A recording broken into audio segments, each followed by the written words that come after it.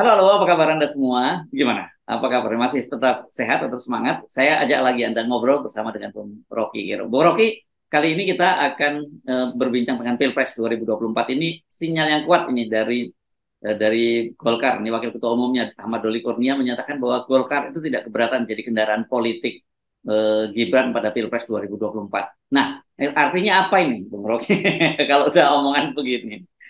Ya, artinya udah ada keputusan apa namanya tacit agreement, keputusan diam-diam bahwa Gibran akan eh, keputusan usia pencalonan wakil presiden itu akan diturunkan sedemikian rupa sehingga Gibran bisa mencalonkan. Jadi bocoran pasti ada pada Golkar atau pada semua orang lah udah dapat itu tuh.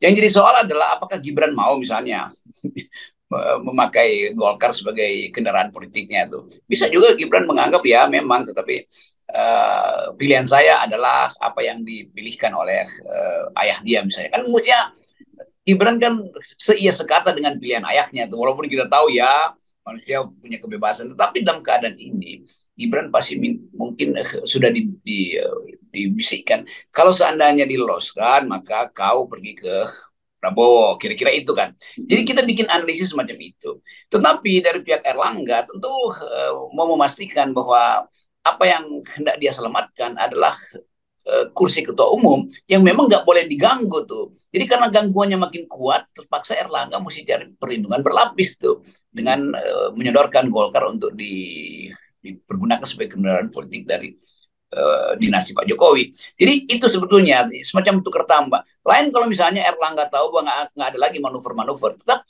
ada manuver di situ kan. Dan manuver itu juga bagian dari tangan-tangan kekuasaan yang ada di sana tuh. Jadi kita lihat semacam kayak kecanggungan pada Pak Erlangga. Mau gimana ya?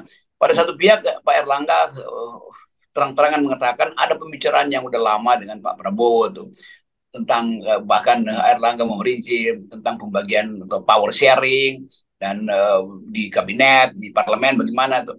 Tapi tiba-tiba ada keterangan baru bahwa Gibran akan dipakai sebagai kendaraan politik. Sorry, Golkar dipakai sebagai kendaraan politik. Ya mungkin juga Erlangga pergi ke Prabowo sebagai wakil presiden, Gibran bikin koalisi baru dengan Golkar kan bisa juga begitu kan. Tapi semua ini berlangsung di dalam waktu yang sangat singkat dan kita mau duga-duga tuh apa ujungnya, apa end game-nya. Kalau ternyata Gibran memang diloloskan atau diminta oleh Prabowo untuk jadi wakil presiden tentu atas persetujuan Pak Jokowi. Nah, Erlangga mungkin akan terima itu lalu ya udah Erlangga jadi wakil presidennya Ganjar. Lalu apa yang terjadi di ujung ya Pak Jokowi aman kiri kanan kan cuma itu. Ya, ya, ya. End game-nya kan begitu. Jadi kita mesti lihat dari perspektif Pak Jokowi bukan dari perspektif Pak Erlangga atau Pak Prabowo bahkan.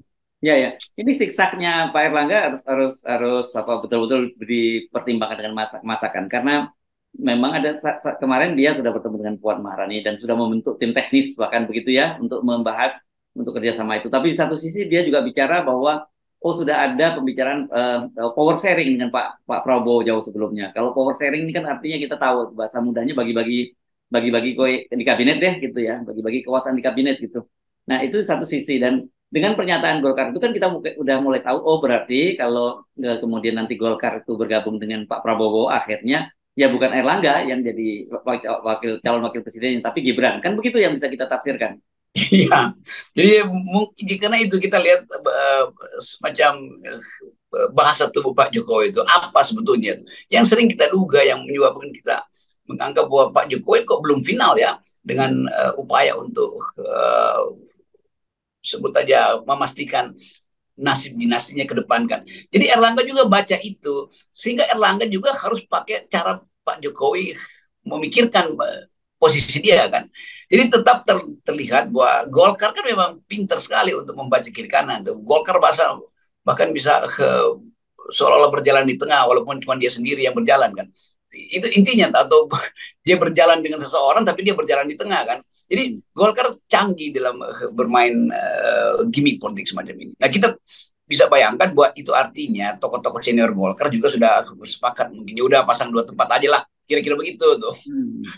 Ya, ya. Dan kelihatannya mereka sampai satu kesepakatan bahwa posisi Erlangga Hartarto tidak boleh diganggu, gitu ya, sebagai sebagai seorang ketua umum gitu. Tidak ada munaslup. Itu kelihatannya sampai final kalau kita lihat para senior-senior Golkar yang bertemu dan kemudian kita mendengar sikap dari 38 DPD misalnya begitu.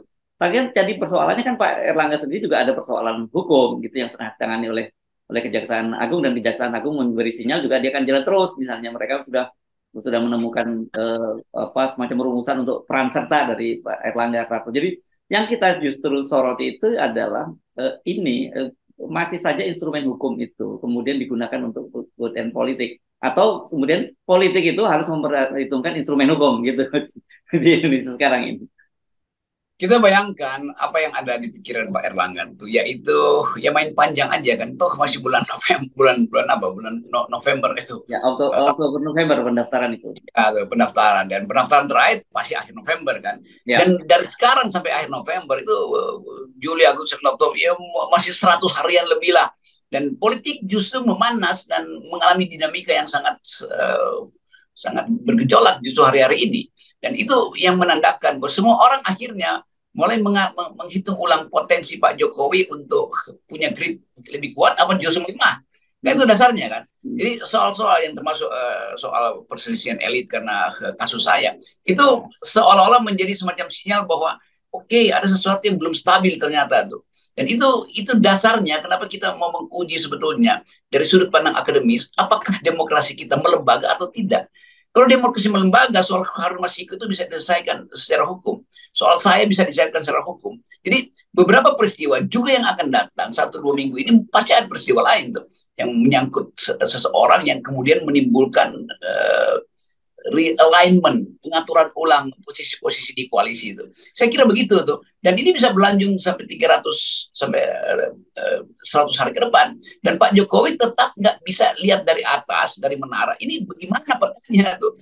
Kan itu dasarnya tuh. Jadi Pak Jokowi tetap masih ragu-ragu apakah pemilu ini misalnya bisa menghasilkan perubahan politik yang damai. Apakah pemilu ini bisa menghasilkan kepastian tentang masa depan politik Pak Jokowi itu setelah lengser? Semua itu pertanyaan hipotetis tuh, yang seringkali dalam kasus saya dianggap sebagai saudara Rocky Gerung itu membuat berita palsu sebagai ini analisis sebetulnya kan.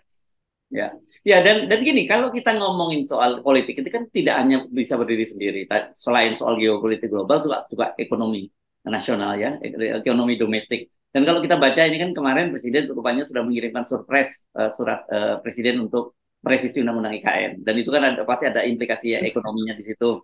Kemudian kita juga baca banyak sekali perusahaan karya yang selama ini diberi penugasan oleh Presiden itu lagi bawa belur. Waskita Karya misalnya, dan beberapa perusahaan karya lainnya itu bukan hanya kondisi keuangan mereka yang memburuk, tapi dampaknya juga pada karyawannya, Rocky, karena Bank Mandiri misalnya sudah mengeluarkan surat edaran yang lagi rame ini, sudah berapa ya, mungkin 2 pekan terakhir ini rame bahwa ya mereka tidak akan memberikan kredit lagi pada karyawan dari perusahaan-perusahaan karya yang termasuk di Waskita Karya.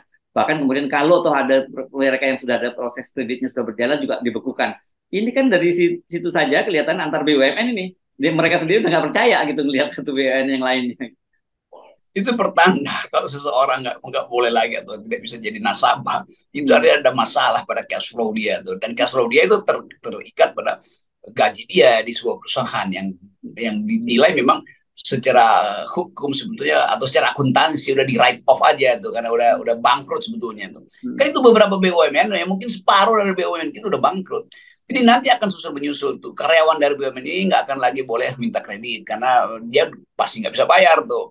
Apalagi kalau agunanya itu adalah reputasi dia di dalam sistem penggajian di BUMN. Kan kita tahu itu, dan kita tahu lagi bahwa banyak rekanan BUMN di daerah terutama yang BUMN karya yang memang udah putus asa karena 2 tahun nggak dibayar. Biasanya mungkin paling lama 4 bulan, sekarang nggak dibayar. Jadi bagaimana cash flow pengusaha-pengusaha daerah ini bisa berlanjut sementara mereka mesti atasi kesulitan ekonomi, anak-anaknya harus sekolah, macam-macam soal kesehatan. Jadi kelihatannya ekonomi ini memang betul-betul memburuk. Dan karena itu kalau dibilang IKN akan diubah itu justru menyesuaikan dengan keadaan pemburukan kita. Tetapi yang kita bisa pastikan IKN itu pasti diubah berdasarkan perintah tidak langsung dari investor. Kan yang bisa mengubah undang-undang itu kan kepentingan rakyat atau kepentingan investor. Rakyat merasa apa dia nggak ngerti Ya, ya. apa ikan itu. Dan pasti investor yang minta supaya ubah dulu status tanahnya misalnya. Kami tahu bahwa itu 180 tahun atau 100 tahun bisa kami sewa. Tapi kami mau membeli. Kan itu kan. Dan itu udah pernah diucapkan mungkin tahun lalu oleh kepentingan investor yang merasa bahwa ya jangan cuma sewa dong, kita juga mau membeli itu. Jadi investor menginginkan insentif tambahan supaya mereka bisa masuk ke Indonesia itu kan. Indonesia dalam investasi IKN. Ya. Saya membayangkan ini ya memang seperti bank negara gitu. Bank diri kan bank negara dan bank pemerintah begitu ya, dan biasanya kan ini pasti rekening-rekening dari perusahaan-perusahaan BUMN juga di rekening pemerintah. Jadi mereka pasti udah tahu nih cash flow-nya udah kering nih. Jadi lebih baik ditutup dulu kreditnya, bahaya ini. Tetapi kan yang lebih berbahaya lagi seperti kita baca, ini banyak sekali kontraktor-kontraktor di perusahaan yang sekarang membangun kereta api cepat itu kan juga nggak dibayar juga oleh BUMN yang mempekerjakan mereka, dan mereka ini sekarang udah mulai teriak-teriak karena mereka dampaknya lebih serius, Bung Rocky. Rumahnya sudah disita, yang jadi agunan dan sebagainya, anak-anak mereka nggak bisa bayar sekolah, dan karyawan-karyawan mereka juga sudah lama nggak dibayar. Ini betul-betul efek ini efek domino efeknya luar biasa. Ya, itu yang kita bayangkan dari awal bahwa infrastruktur itu penting, bagus. Tetapi kalau perencanaannya itu satu kali dan dengan ambisi ya berantakan kan. Karena terpaksa APBN mesti dipakai di situ. Pada waktu APBN dipakai, hak ibu-ibu yang sedang hamil untuk dapat antibiotik hilang tuh. Karena mesti dipakai untuk bangun jalan tol atau kereta api cepat tuh. Hak pendidikan anak-anak itu juga terbengkalai kan. Jadi selalu ada trade-off antara ambisi membangun infrastruktur yang sifatnya gagah-gagahan dan kesulitan ekonomi yang pada akhirnya diterima oleh rakyat yang kecil. Kan itu dasarnya begitu kan. Membayangkan bahwa Pak Jokowi mengerti ini juga agak sulit kan. Padahal Pak Jokowi datang dari tradisi wong cilik. Ya kenapa nggak ditunda 1, 2, 3 itu? Oke, nggak bisa. Karena Pak Jokowi harus pamerkan itu sebagai prestasi. Nah sekarang berantakan babak belur tuh. Tapi di belakang Pak Jokowi kan ada orang-orang yang menghitung kemasuk akalan anggaran tuh. Sri Mulyani misalnya tahu bahwa ini bakal bolong, dan Sri Mulyani mungkin bisa minta jaminan ke luar negeri untuk bail out proyek-proyek yang mangkrak ini karena dia punya reputasi sebagai Menteri Keuangan dunia. Tetapi tentu lender atau peminjam luar negeri juga investor luar negeri melihat bahwa ya ini kan tinggal 6 bulan, ngapain kita bantu? Bagaimana kalau terjadi kecelakaan politik sebelum 6 bulan dan pemilu gagal? Bagaimana coba? Balik nggak modal kita? Bagaimana kalau hak-hak masyarakat adat di Papua, di Kalimantan itu timbul sebagai persoalan politik? Bagaimana kita bisa jamin bahwa tidak ada kestabilan politik dan ada kepastian hukum tentang hak atas tanah kan? Jadi ini isu yang lebar dan panjang tuh, dan Pak Jokowi kelihatannya mulai cemas dengan keadaan ini.